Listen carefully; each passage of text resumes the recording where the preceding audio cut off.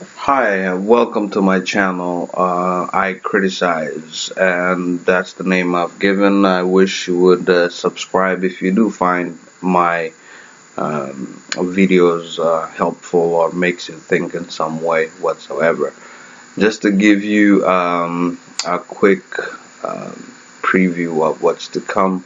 So I've been watching a lot of debates on Islam, and the reason why is because when I was younger, I was told, to tolerate all religions whatsoever, not to discriminate others based on my own thoughts only.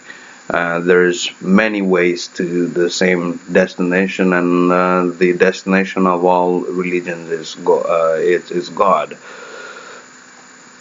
or Allah or Bhagwan or Ishwar or and many other religions can have many other names for gods, and that should be fine.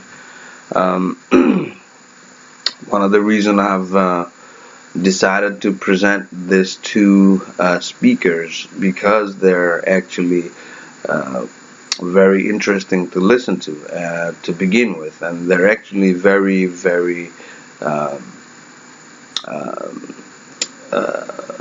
how can I put it? They're very, very informal. At least we are going to now hear some of the honest comments from an imam and another Muslim person.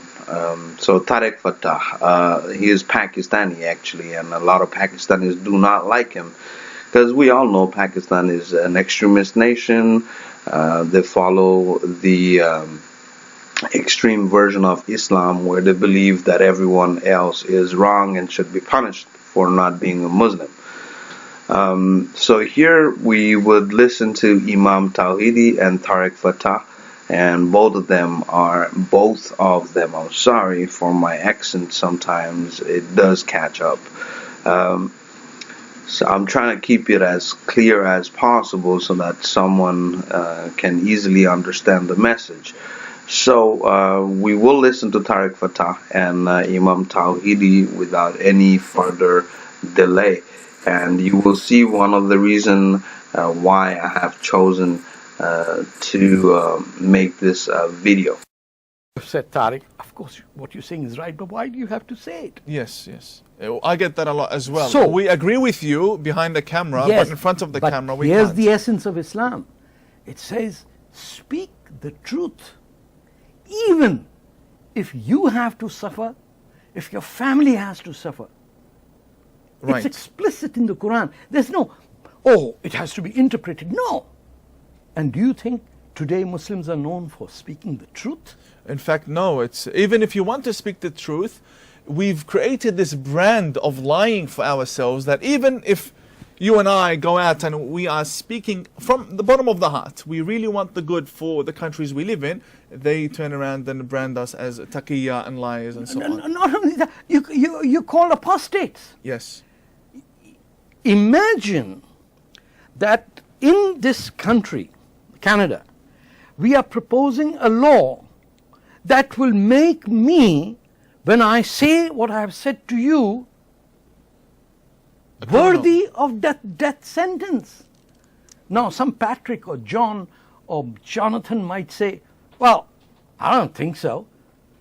They don't know. Well, the they don't. seriousness. They haven't lived my life. Yes, they don't know. They don't know what is the Muslim Brotherhood. Yeah. They don't know how the Iranian government operates. Our cousins and family members being Come on. executed and massacred and They disappear.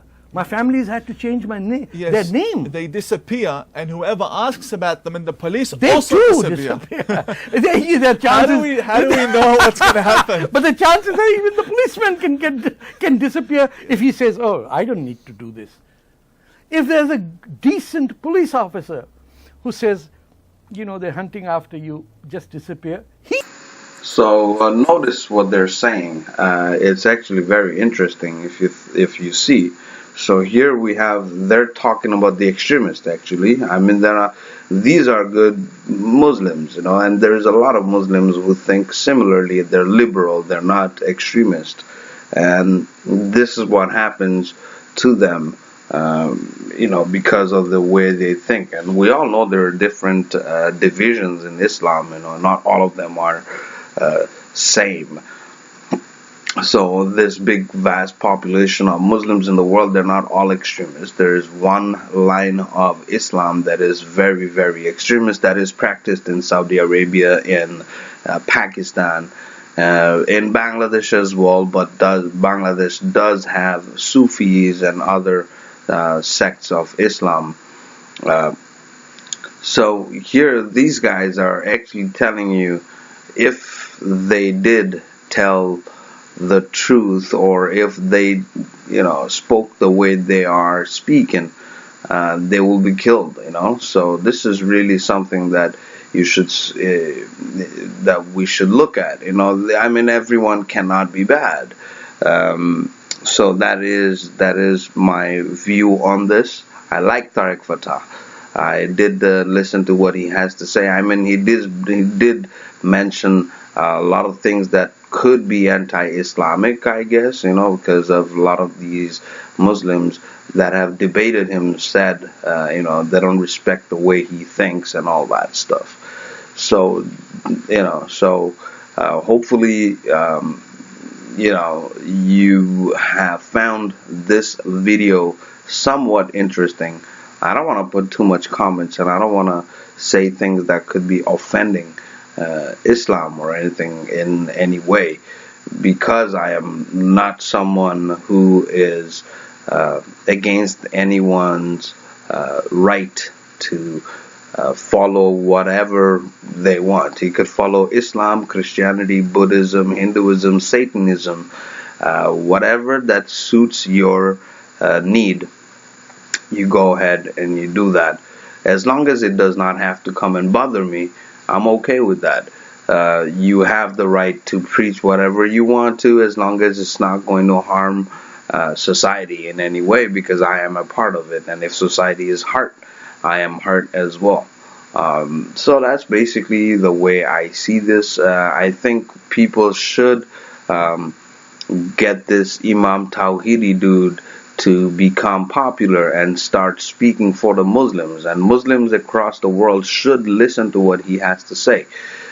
He does ask for a liberal way of being, and we all know in Dubai and other countries in the Arab Emirate, it's not so bad. In Dubai now you have temples and tolerance for others, so these are things that are visible, and that's, I think, is a progress. Rest of the Islamic world should follow what is going on, but I'm not suggesting that. I think they should, but that does not necessarily mean that they should accept what I say, because they have their own reason of thinking the way they want to think. So yes, I thank you very much for your time. I hope you did like my video. If you like to subscribe to my channel, I would really appreciate that. Of course, if you find what I brought up to you was interesting. Thank you so much for your time, and do subscribe and like my video. Thank you.